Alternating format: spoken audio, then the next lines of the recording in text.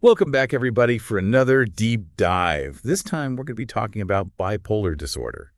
Okay. We've got a great selection of sources today. We've got a medical textbook, a few recent research studies, and even some personal anecdotes from people who have lived with bipolar disorder. Yeah, it's interesting. I feel like bipolar disorder is one of those conditions that gets thrown around a lot in popular culture. Yeah. People use terms like manic or bipolar pretty casually, but the clinical reality is a lot more complex. Yeah, for sure. It's definitely not just about being moody, right? Right. And our textbook really emphasizes this point.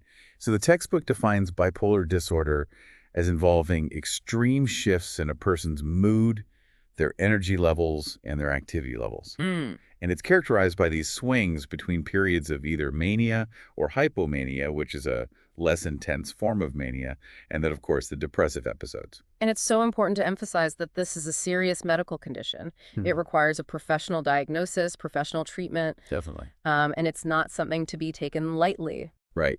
And the textbook breaks it down into three main types of bipolar disorder: bipolar I, bipolar II, and cyclothymic disorder. Okay.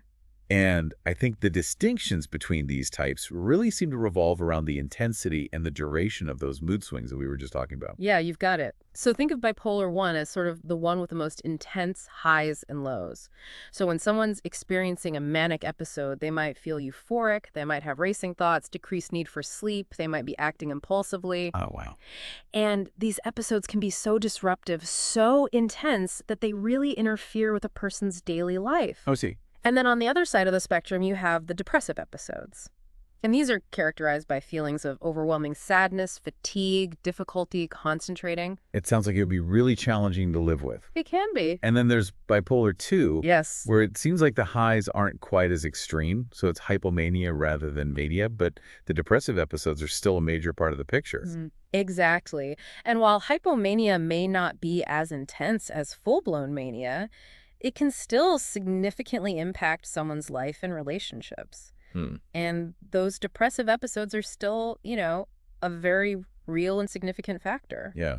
And then cyclothymic disorder was the one that kind of stood out to me in the textbook because they described it as frequent but less intense mood swings that happen over a longer period of time. Right. They use this analogy of a roller coaster with smaller hills and valleys, but it's like a much longer ride. Mm. But they stressed that even though the highs and lows might not reach the extremes of bipolar I or II, it can still have a huge impact on someone's life over time. It's a really good point. Cyclothemic disorder can be overlooked because it doesn't have those extreme highs and lows. Right. But the persistent fluctuations in mood can really be disruptive to a person's life and functioning. Yeah, absolutely. And the textbook goes into a lot of detail about what these manic and depressive episodes actually feel like. And the descriptions are so vivid. I know, right? Like, for example, during a manic episode, a person might feel incredibly creative and productive. They might have, like, boundless energy. They might talk excessively, engage in risky behavior. Yes. And, it's important to keep in mind that while boundless energy might sound appealing, Sure. that mania can have serious consequences. That decreased need for sleep, the racing thoughts, the impulsivity, it can really impair judgment and lead to decisions that can have lasting impacts on a person's life. Right. And then, of course, on the flip side, you have the depressive episodes, which are characterized by those really heavy feelings of hopelessness, loss of interest in things that they used to enjoy, changes in appetite, changes in sleep, and in some cases, even suicidal thoughts, which is really scary. Yeah, and I think it's important for people to realize that while we're outlining these specific symptoms, like the actual experience of bipolar disorder can vary so much from person to person. Right. Some people might have more frequent episodes. Other people might have longer periods of stability. The intensity of those symptoms can vary greatly as well. That makes sense. Yeah. So then what causes these dramatic shifts in mood and energy that we've been talking about? The research that we have seems to paint a really complex picture. Yeah, it's not just one thing. You can't just pinpoint one cause. It seems to be a combination of genetic factors, biological factors, and also environmental factors all interacting together. Yeah, and it seems like genetics definitely plays a role. A lot of the research that we have shows that having a close family member with bipolar disorder can increase your risk. Right. But like you were saying, it's not the whole story. It's not like a guaranteed thing. Definitely not. And that's where the environmental factors come into play. Right. So the studies highlight things like trauma, major life changes, maybe substance abuse, even just like chronic stress as potential triggers for bipolar disorder. Hmm. It seems like there's this predisposition, but then whether the condition actually develops and how it manifests, like, depends on the individual's unique environment and experiences. Right. And that interaction between those genetic factors, the biological factors, and those environmental triggers is really fascinating. Yeah, definitely. Yeah. I'm also seeing a theme in a lot of the research, and it seems like they're emphasizing the importance of a holistic approach to treatment. So Yes. it's not just about medication, it's about therapy and lifestyle changes as well. I think that's a key takeaway here for our listeners. Treatment for bipolar disorder is often multifaceted. It usually involves a combination of medication, therapy, and lifestyle changes. So medications like mood stabilizers are frequently prescribed. These help regulate those neurotransmitters in the brain, Okay. and you'll often see things like lithium or valproic acid used as mood stabilizers. And in addition to mood stabilizers, antipsychotics can also be used, especially during those manic episodes. And then on the therapy side, cognitive behavioral therapy, or CBT, can help individuals identify and change those negative thought patterns and behaviors that are contributing to Huh. those mood episodes. And psychotherapy offers a supportive space for exploring emotions, developing coping strategies. Yeah, therapy's great. And then, of course, family therapy can also be really beneficial. It provides education and support for loved ones who are trying to understand and help. Right. So it's really a team approach. Yeah, and it's interesting because the research also stresses that lifestyle changes are vital. It's Mm. not just about meds and therapy. It's about things like getting regular sleep, exercise, having a healthy diet. And what's really fascinating is that these lifestyle changes can have a huge impact on mood stability. Oh, wow.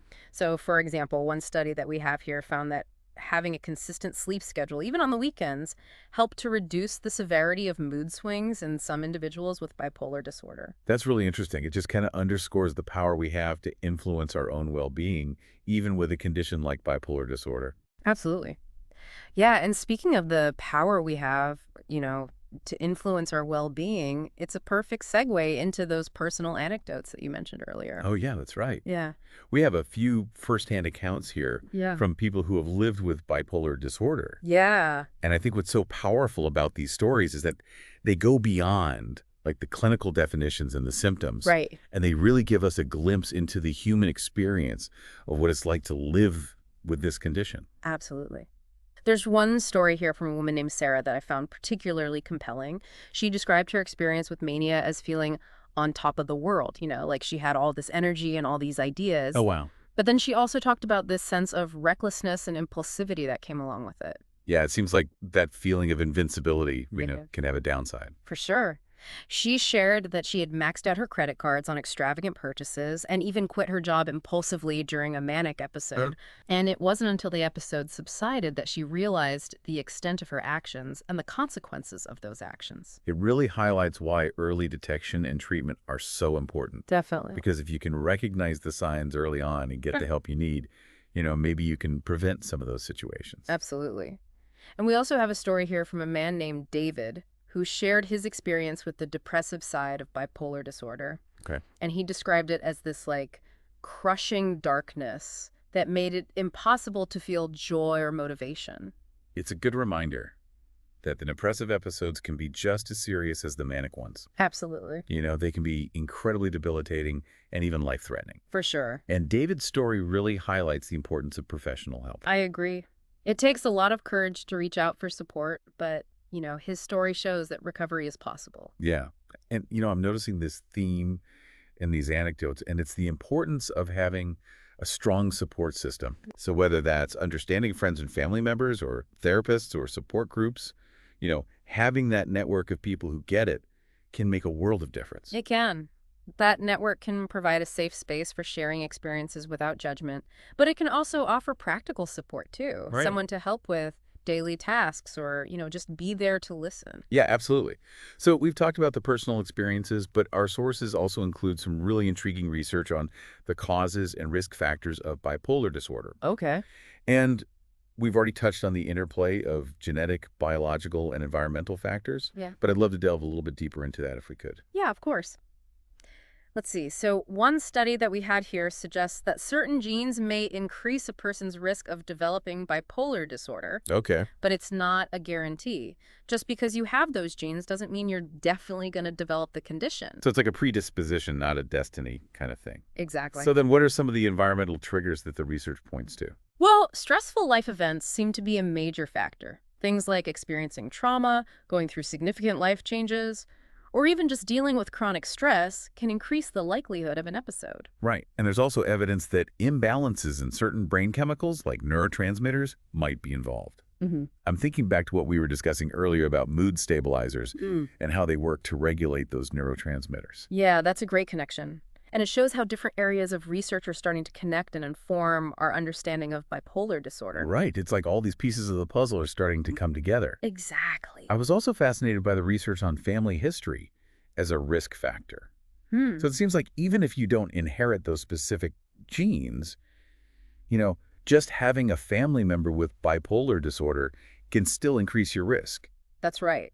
Researchers believe that this could be due to shared environmental factors like growing up in a similar environment Okay. or maybe learned coping mechanisms within families. So it's another reminder that genes aren't the whole story. Yeah, that nature versus nurture debate, right? It's always a combination. It really is.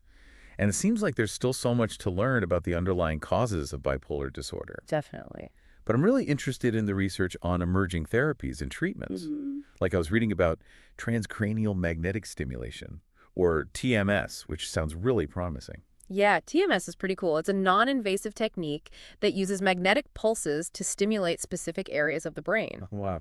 And it's been shown to be effective in treating depression.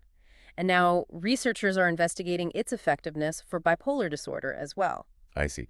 So one study that we have here focused on using TMS to target a specific area of the brain that's involved in mood regulation. Yeah, okay. And the findings were really promising. The participants in the study showed a significant reduction in depressive symptoms after a few weeks of treatment.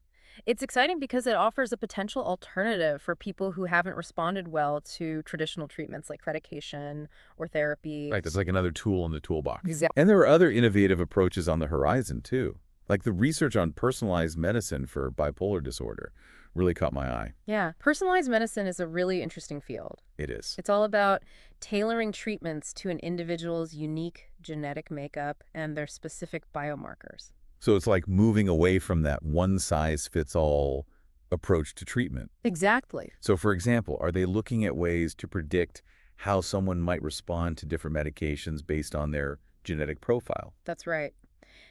The goal is to get people on the right medications faster and minimize that trial and error process. Yeah. And hopefully reduce any potential side effects. That could really revolutionize the way we approach treatment. Yeah, it has the potential to. It's amazing to see how much progress has been made in understanding and treating bipolar disorder. It is. There's so much to be hopeful about when it comes to the future of treatments. Yeah, it's really encouraging. Yeah, it really is. It's amazing to see how much progress we've made in understanding and treating bipolar disorder. It is. Even just a few decades ago, the stigma and the misinformation surrounding bipolar disorder were so pervasive. I know it's true. It was really hard for people to get the help they needed. Yeah, but thankfully it seems like we're starting to see a shift. Yeah, definitely. There's more awareness now. There's more research. There's more support available than ever before.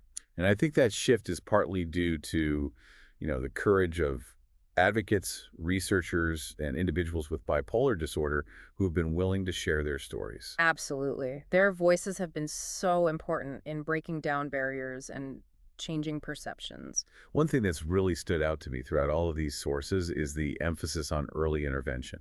Yeah, early intervention can make a huge difference in the course of bipolar disorder. So if you or someone you know is experiencing symptoms, it's so important to seek professional help as soon as possible.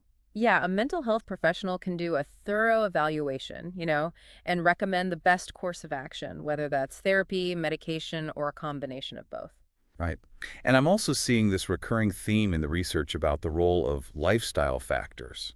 Yes, lifestyle factors can really influence both the triggering of episodes and the management of symptoms. So, for example, there's a lot of emphasis on maintaining a regular sleep schedule. Oh yeah, sleep is so critical. Disruptions in sleep patterns can really throw off the balance of brain chemicals, which can increase the likelihood of mood swings. Okay. And regular exercise has also been shown to have a positive impact on mood and overall well-being. For sure. And it's not just about physical health, right? It's about mental health, too. Hmm. Exercise releases endorphins, which have mood-boosting effects, and it can help regulate those sleep patterns that we were just talking about. It all ties together. It does. And we can't forget about diet either. Absolutely. A balanced diet can provide the nutrients that the brain needs to function properly, and it can also help stabilize blood sugar levels, which can have an impact on mood as well. So it really is about taking a holistic approach. It's not just medication and therapy. It's about prioritizing those healthy lifestyle factors as well. Exactly. They all work together to support recovery and help people maintain stability. As we're wrapping up this deep dive, I keep coming back to the idea of hope. Me too. Despite the challenges that bipolar disorder can present, there is always hope. Yeah, there's so much resilience and strength within the bipolar community. I agree. Individuals with bipolar disorder often possess incredible creativity, passion, and insight. They bring a unique perspective to the world. They do. Yeah. And with the right support, with the right resources, they can achieve amazing things. Absolutely. And it's something I think it's important to emphasize. Bipolar disorder doesn't have to define a person's life. It's a part of their journey, but it doesn't have to be the whole story. I think that's a really important message for everyone to hear. And, if you've been listening to this deep dive and you're feeling overwhelmed, if you're feeling hopeless, please remember that you're not alone. There's help available. There's always hope. And if you're feeling inspired, if you want to learn more, if you want to get involved in supporting the bipolar community, there are so many ways to do that. Yeah. Educate yourself, challenge stigma, be an advocate for mental health awareness. Exactly. Together we can create a world where everyone living with bipolar disorder feels supported, understood, and empowered to live their best lives. Well said. I think that brings our deep dive into bipolar disorder to a close. Thank you for joining us on this journey. We hope you've gained a deeper understanding of this complex condition and the incredible resilience of those who live with it. It's been a pleasure exploring this topic with you. Until next time, keep diving deep and keep the conversation going.